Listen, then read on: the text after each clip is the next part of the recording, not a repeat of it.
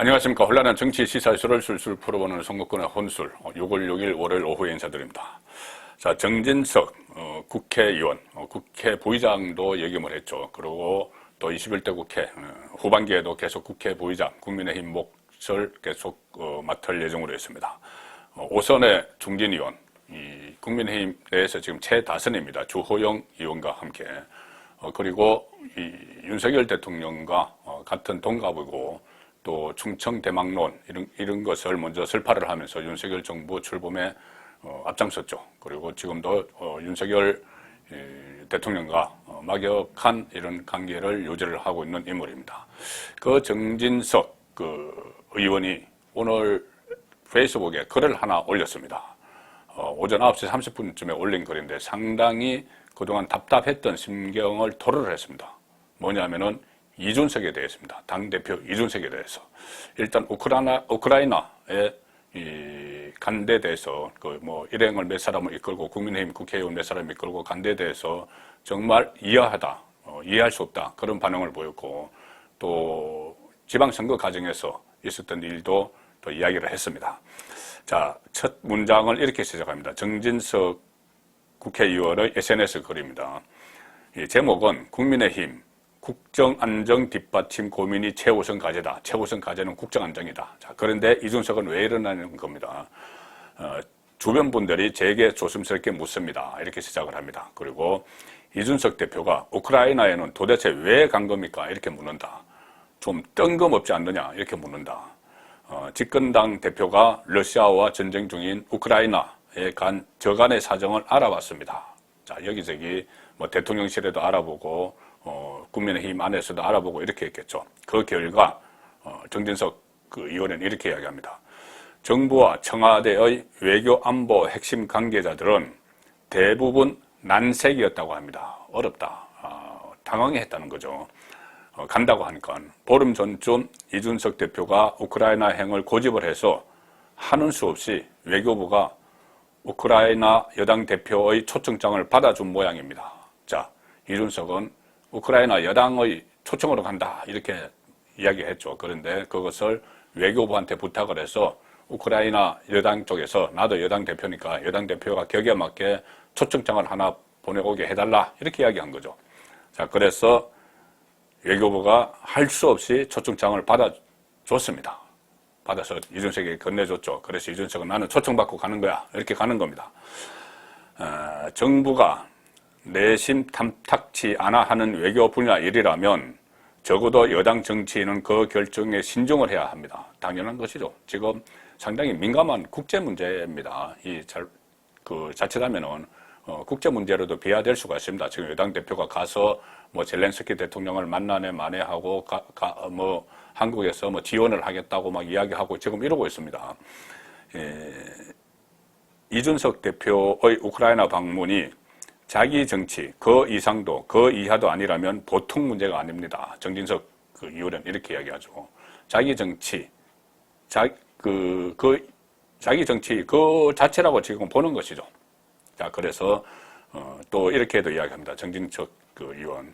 수말리 2억 땅에서 벌어진 전쟁입니다. 러시아, 우크라이나 두 나라 사이에 지금 얽히고 설킨 애정, 우리로서는 이해조차 어려운 그런 일 때문에 지금 전쟁을 벌이고 있는 상황인데 물론 전쟁으로 빚어진 인도적 참상을 외면해서는 안 되기는 하지만 그렇더라도 어느 일방의 편을 들기는 지금 곤란하다.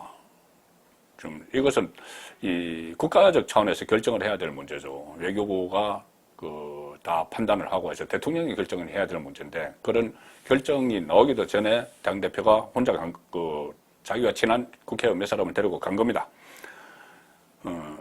한반도의 평화와 비핵화를 위한 러시아의 협조가 우리에게는 여전히 절실한 문제다. 자, 북한을 통제할 수 있는 국가 중에 하나죠. 중국과 러시아.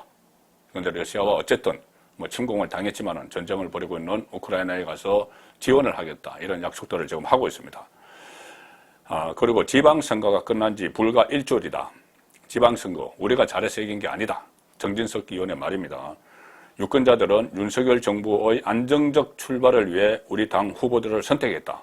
당의 내세를 다져서 윤석열 대통령의 국정을 안정적으로 뒷받침하는 일이 우리의 최우선 과제가 돼야 합니다. 자, 이렇게 이야기합니다. 물론 그렇죠.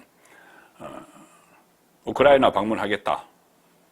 이준석이 우크라이나 방문하겠다. 그래서 외교부에게 가서 우크라이나 여당 대표 초청장 좀 받아주시오. 이렇게 한 것. 그리고 또 혁신위원회를 갑자기 설치를 한다고 했죠. 혁신위원회. 선거에 이기고 나서 혁신위원회를 설치를 하겠다. 이준석이 한 일에 대한 정진석 의원의 지적입니다. 우크라이나 방문하겠다. 혁신위원회 설치하겠다. 2024년 총선에서 공천혁명하겠다. 2년 후에 이럴 정막 이렇게 합니다. 혁신, 개혁, 변화도 중요하겠죠. 하지만 굳이 우선순위를 따진다면 윤석열 정부의 보탬이 되는 여당의 역할을 먼저 고민해야 하지 않느냐. 차분하게 우리 당 현재와 미래를 토론하는 연찬회부터 개최하는 게 순서인데 본인은 선거 끝나자마자 우크라이나로 달려갔습니다. 자, 그리고 이렇게 이야기합니다. 정진석 의원이 지방선거 공천관리위원장이었죠.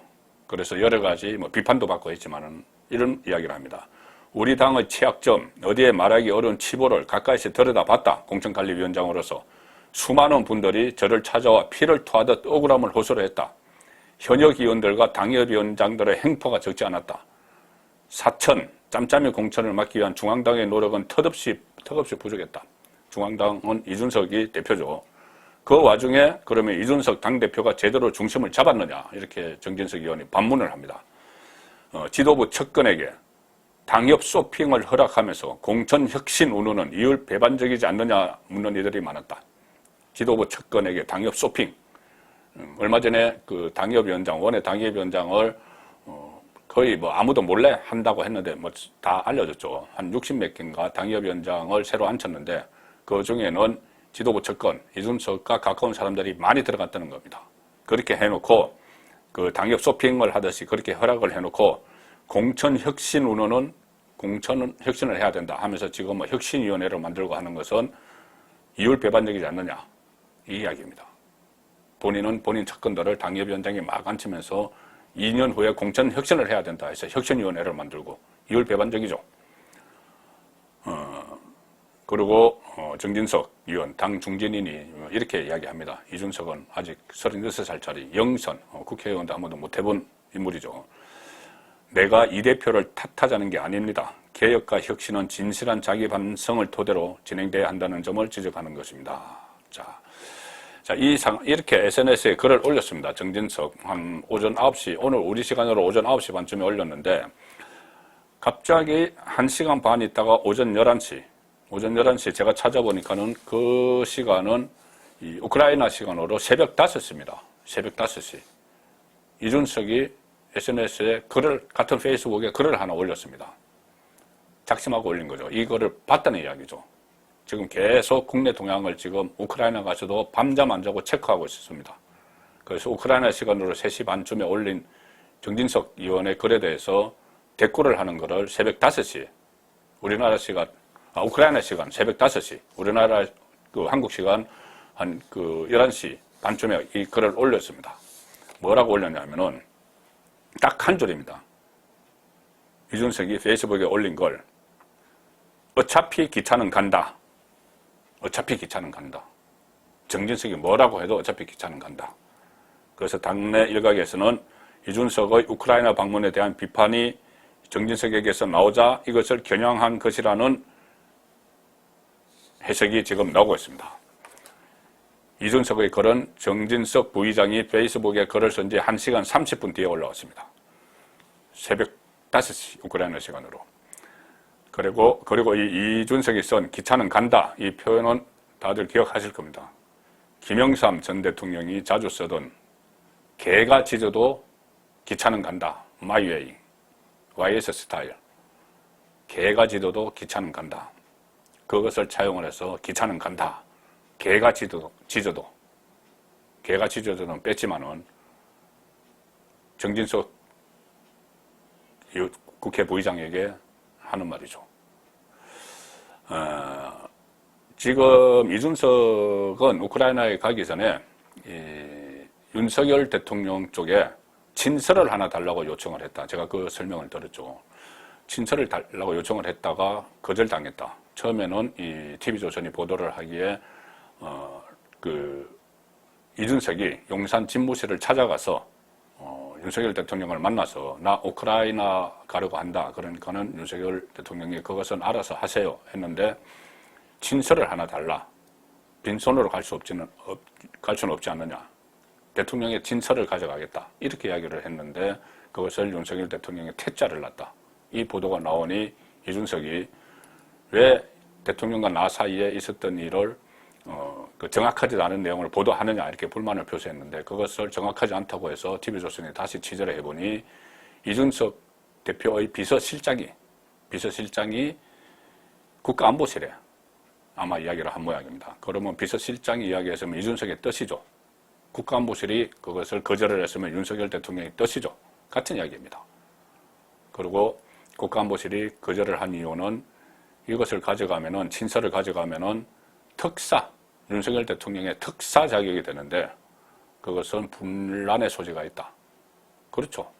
지금 두 나라 전쟁 중인데 대통령의 친서를 가지고 특사 자격으로 간다면은 이준석은 특사 자격으로 가기 위해서 친서가 필요했던 거죠. 자, 그래서 그 친서가 무산되니 그 다음에는 우크라이나 대사를 만나서 내가 윤석열 대통령의 메시지를 가져간다 이렇게 이야기했습니다. 메시지라는 것은 친서가 아니더라도 말로 전할 수가 있다는 이야기죠. 구두로. 자, 그런데 대통령실은 메시지 준 것 없다. 이렇게 이야기했습니다. 그러면 이준석은 가서 그 대통령을 만나든 그쪽 관리들을 만나서 윤석열 대통령의 메시지다 하면서 뭔가 이야기를 하려는 건가요? 그러면은 그것은 대통령이 하지 않은 말을 그냥 하고 오겠다는 이야기인지, 자, 어쨌든 지금까지 대통령실에서는 그 대통령의 메시지가 없다고 이야기했습니다. 그런데 윤석열은 우크라이나 대선 만나서 메시지를 가져간다고 이야기를 했죠. 자, 이것이 얼마나 나중에 그 혼선을 일으킬 것인지, 어쨌든 이 방문 목적부터가 정말 미스테리하고, 그 가정에서도 뭐 친서, 메시지 이렇게 지금 어떻게 보면 말도 되지 않는 그런 논란을 지금 집권 여당의 대표가 된, 야당 대표에서 집권 여당의 대표가 된 이준석이 혼선을 일으키고 있습니다. 오죽하면은 이 정진석 국회의장이 나섰고 또 당 안에서도 지금 이런 데 대해서 불만이 가득 찬 이 상황이죠. 그럼에도 이렇게 이준석이 계속 혁신이 무슨 뭐 총선, 공천, 혁명, 혁신 막 이렇게 밀어붙이고 우크라이나 막 가고 하는 것은 결국은 자기 보호를 위한 것이다. 이 성접대 관련해서 윤리위가 곧 열리고 또 조기 퇴진론, 내년 6월 전당대회까지 잊지 말고 조기에 전당대회를 열어서 새로운 지도부를 뽑자는 목소리가 빗발치니 본인이 여러 가지 일을 벌여서 주도권을 확보하기 위해서 이것저것 막 일을 벌이는 것이죠. 자, 그렇게 되면은 지금 정진석 부의장이 지적을 했듯이 윤석열 정부에는 상당히 부담이 됩니다. 처음 출범을 하는데. 사실 윤석열 대통령이 정계에 입문하고 또 대선 후보 경선을 치르는 과정에서도 계속 이준석 리스크가 발목을 잡았죠. 계속 발목을 잡았는데 그걸 다 거기서 빠져나가서 대통령이 됐습니다. 윤석열 대통령은. 입당 과정에서부터 무슨 경선버스 조기 출발론 어쩌고 하면서 입당을 못하도록 막았고, 윤석열 대통령이. 또 경선하는 과정에서도 나는 유승민 대통령 만들 거야. 이런 식으로 편파적인 그런 일을 했고, 윤석열 대통령이 대선 후보로 확정되고 나서도 가출소동을 일으키면서, 당대표가 가출소동을 일으키면서 또 걸림돌이 됐죠. 정권 교체의 걸림돌이 됐습니다. 그 인물이 다시 정권이 교체가 되고 나서 새 정부가 국정 운영을 하는데 또 걸림돌이 되고 있는 그런 상황입니다. 뭔가 조치가 반드시 조만간 필요할 것 같습니다. 송국근의 혼술이었습니다.